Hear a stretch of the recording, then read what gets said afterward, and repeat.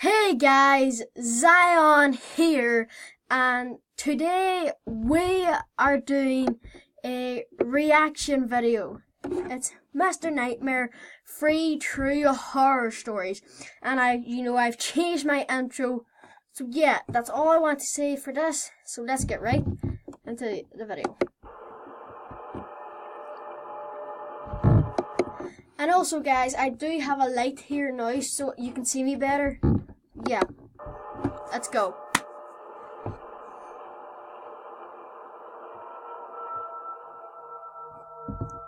Well, I'm guessing he asks people for stories. He doesn't ask them. I'm a huge fan of Mr. Nightmare. I subscribe to him, my bell's on. I love Mr. Nightmare, I love his stories, but I think he people give him in his Gmail or Twitter stories and then he says them. That's why I especially. It was a weekend night, November of 2015. My 7-year-old son Sean was having a sleepover with 4 of his friends. At the time, my wife wasn't home for whatever reason, so I had to keep a somewhat close watch on them without making it too obvious. They were all in Sean's room making a lot of noise, and when things would get either too quiet or too loud, I would sneak over to the bedroom door and just listen to what was going on. You may think that's weird, but this was my wife's instructions, and any married man knows you never want to go against what your wife tells you to do.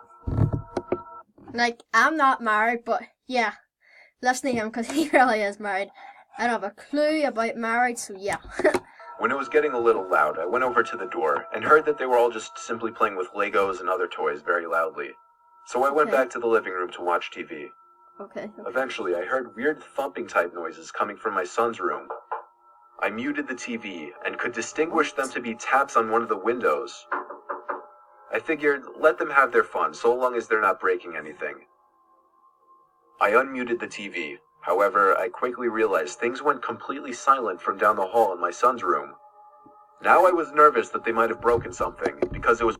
That's a bad sign. If it's completely quiet, that's a bad sign. That is a very bad sign. It's very uncommon for them to all be completely silent for so long. So I once again crept over to Sean's bedroom door and listened. I could hear quiet giggling and whispering in the room. I finally opened the door out of curiosity and saw the 4 boys sitting on the rug with a mess of toys scattered all over the place. I noticed that the window was completely open. I told Sean to keep it shut and to also keep the noise down a little bit before shutting the door. I made a stop into the bathroom before planning to go back to the living room. However, when I was in the bathroom, I noticed through the corner of my eye a black shadow passing the window outside. I ran back to my son's room and told the 4 boys, "Oh, hell no. No. If I seen a shadow pass my window, I would pack my bags and I would exit the house immediately. Or just run out in the middle of, into the field screaming, ah! Help me." Yeah, pretty much. Not to go outside. Then that's when it hit me. There were only 4 boys in the room as opposed to 5. Sean's friend Tom was missing. In a panic, I yelled at Sean to tell me where he was, and they all pointed to the open window. Sean said that he left with the pirate to go find the treasure. That's the man past the window. In that moment, I felt a mixture of feelings in my stomach, but mostly like it was about to explode. I wouldn't be able to fit through that window, so I ran out the front door and caught view of a man holding Tom's hand and walking towards a car. I yelled at him to stop. They both turned around, and then the man let go of Tom, hopped into the tan-colored Toyota Corolla, and floored it down the streets. I ran to grab Tom and brought him back inside.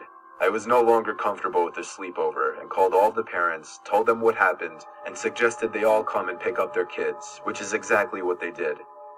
I received a bit of criticism from Tom's parents at first, but they ultimately thanked me, and their son is still good friends with my son. The boys all said that a random man came to Sean's window, knocked on it, lifted it open himself, and talked in a pirate voice, asking one of the kids to come with him to find the treasure. "Aha, you want some candy? You can come in the back there and get some candy." That's probably what I said.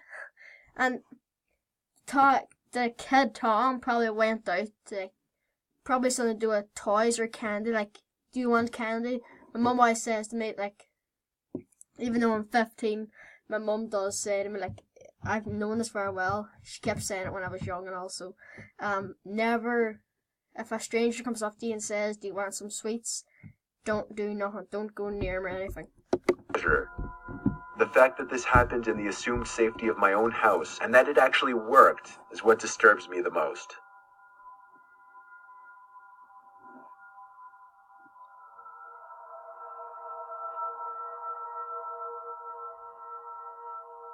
Me, my friend Sarah, and my best friend Canada needed to find something to do and somewhere to smoke.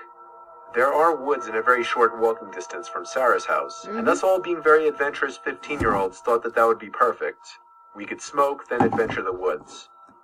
Thinking back, I wish we would have smoked behind Sarah's house and just watched scary stories or some shit, but we didn't. When we made it to the opening that led into the woods that we went in, we adventured, we smoked, and overall, we had fun.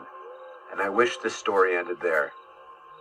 You could clearly see anyone entering or exiting the woods from the streets. Sarah lives in a very nice neighborhood, except one house beside the woods. It better not be the Slender Man. The woods that we were in. This house was old, and me and my friends often joked about how it looked like something out of The Hills Have Eyes. It was a rusty, blue tin house with pigs in the backyard. We were all on the path exiting the woods when we saw a bluish-gray Chevy pickup. The truck started up, and me and my friends jokingly decided to run away from it, and we were shocked to see the truck started following us. You shouldn't be joking. Every You should time just we run. stopped, so did it. We took off running. There was a small hill that we hid behind so the truck couldn't see us. The truck passed, and after a while, we got up, laughed it off, and started walking out of the woods, thinking it was a joke. After about 5 minutes of walking, we started to approach the exit, but we were all struck with fear when we saw headlights blocking the exit. We looked at each other, wondering what to do. Upon looking into the truck, I saw that it was a larger-sized man in a hat and red shirt, but that was all I could see from that distance. In panic, Canada pulled out a small pocket knife. However, I didn't have much trust in her abilities to use it, so I took the knife as we all ran into the woods until we thought we were safe.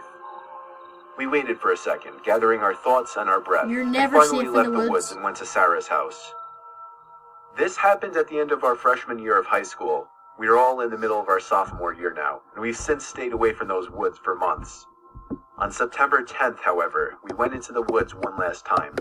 It was Sarah's birthday, and again, we needed to find somewhere to smoke. There were 6 girls and 2 boys, so we thought it would be fine to go back into the woods, figuring safety in numbers. After entering the woods and walking for a while, we found a path. Me, Sarah, and Canada had seen the path before, but we never adventured it. To get to the path, you had to go down a small, steep hill. We all made it down the hill, and soon after came up to a fork in the path leading 2 ways. We chose to go left. It was a short trail which led to a small building that looked like it was abandoned before having been fully built. Oh no. There was a wooden ladder, a small fire pit, but perhaps the oddest thing we found were the saws hanging by strings from tree to tree. Given that we were all stoned, What perhaps the we didn't hell? take the findings as seriously as we normally would have. We decided to adventure down the right side of the fork in the path. Not far down the path, we found something truly horrific. There was a hangman-like structure, there was a noose on the ground, an old pair of I shoes bet nearby, that that's the and a picture shovel. from it. I'd never felt so uneasy in my life. We took pictures of everything and we quickly left the woods safely, and I've made a personal promise to never go back into those woods. What? We believe the man who chased us in the pickup truck had something to do with what we found in the woods, and we were only more grateful after this that he didn't catch us. Dang. I'm 27 years old. I live alone in a rural town in Virginia, about 2 blocks away from my parents. My parents are both in their 60s, and my mom has become a very worrisome woman in her old age. Sometimes she walks over uninvited and lets herself in, since I had regrettably given her a key, which can get a bit annoying. Like if I would be out really late on weekends at a bar or with women, I would sometimes come home to my mom sitting in the living room waiting, worried sick. I know you may just think, oh my god, that's crazy, why not just put your Well, moms do worry. foot down and tell her to stop? Well, because you don't know my mom. It's very hard to describe her, but Your she's mom the kind of always worrisome, cares about innocent you, little lady no matter that you what. just can't bring yourself to go against. And I hate to mention, she also has mild dementia. Oh, Anyway, this was Saturday night. I think it was sad. around 2 in the morning. I was at a nearby club with a group of college friends, really the only place to hang out in this boring town, and I was getting ready to head home. I said goodbye to all my friends and walked the 3 blocks it took to get back to my house. I walked up my front stoop in my drunken haze and dug my hand in my pocket for my keys. When I grabbed the doorknob, I realized it was unlocked. My mom was here again. I quietly opened and shut the front door, locking it behind me. I put my keys on the kitchen counter and found a note written in my mom's handwriting saying, "You forgot this at our house, next to the box of half-eaten cake my parents didn't want." I didn't see my mom anywhere, so I assumed she must have gone upstairs to sleep in the guest bed until I got back, which is something she would commonly do as well. Then I heard footsteps upstairs, confirming it, and that's when I sighed once again. that might not be her. 27 years old, almost 3 in the morning, and she still has to wait up and treat me like a child. I ran upstairs to check the guest bed, empty, along with all the bathrooms. I was afraid Mom was having one of her episodes due to her condition, so I ran to the phone to call my dad. After 4 rings, my dad picked up in a groggy voice, asking what the hell is the matter. After I told him that I heard Mom wandering around upstairs in my house, there was a short pause, and then he said, "That's not possible, she's sleeping right next to me."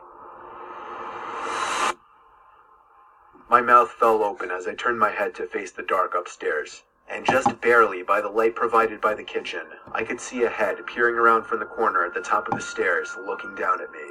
Oh my I god. screamed into the phone as I ran out the front door and down the street to my parents' house, explaining to my father on the way. About halfway there, my dad told me, "Alright, I'm gonna call the cops," and hung up. I made it to my parents' house, where my mom was already waiting at the door, worried sick. That is so scary. My mom explained that she did come over to clean my kitchen a little bit and to bring over the cake they didn't want. 2 police cars pulled up in front of my parents' house, where they escorted me and my dad down the street to my house. 1 officer stayed outside with us, while 2 others went inside to investigate. It felt like 15 minutes before they came back outside and said it was clear. They checked the crawl space, the attic, everything. There was really nothing for me to report, other than the door was left unlocked and I saw the outline of a head upstairs before I ran for it. Still, I didn't feel safe sleeping in there that night, so I went back to my parents' house. Me and my dad are certain that my mom simply forgot to lock the door when she left, as her memory has been getting worse over the past few months. My dad has been stopping her from coming over alone from now on, which makes me both sad but also relieved. Some nights, I still get paranoid that whoever was in my house that night never left, and is still hiding in here somewhere. Okay. That was a really good video, guys. That was a good video. And guys, if you want me to do more of this, then please hit that like button.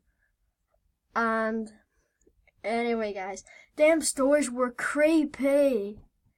For me, guys, type in the comments which story was the scariest for you. Number 1, 2, or 3. My scariest story in that one was probably number 2. Number 2, yeah. That's gotta be pretty creepy. Or number 3. 2 and 3 are so creepy and weird. Oh my god. And guys, if you want me to react to that video, 3 real horror stories that are creepy as hell for my next video, then please do hit that like button.